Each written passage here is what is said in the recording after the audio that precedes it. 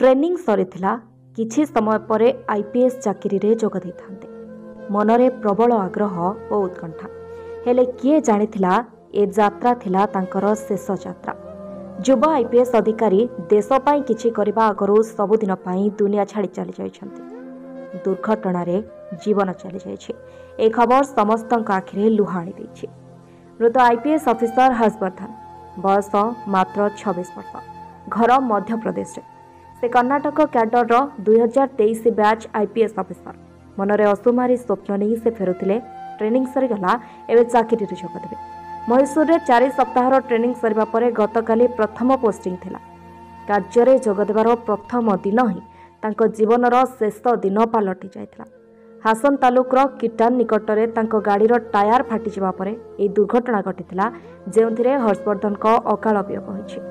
Police सूचना अनुसार IPS अधिकारी निकटरे मैसूर कर्णाटक पुलिस एकाडेमी रे 4 सप्ताहर तालीम शेष करथिले।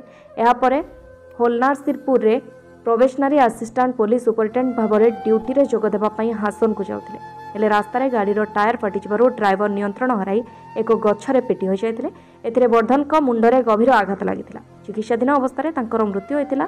गाड़ीर ड्राइवर मध्य सामान्य आहत होइछन्ति। कर्णाटक एडीजीपी आलोक कुमार ए घटना दुख प्रकाश करिसेंति। से लिखिसेंति जे केपीए तालीम शेष करबा परे जिला प्रशिक्षण पर हासन जाउथिले। आमे जणे युव एवं मूल्यवान जीवन हराइलु। प्रत्येक स्तर में सड़क सुरक्षा प्रति विशेष ध्यान देबा उचित।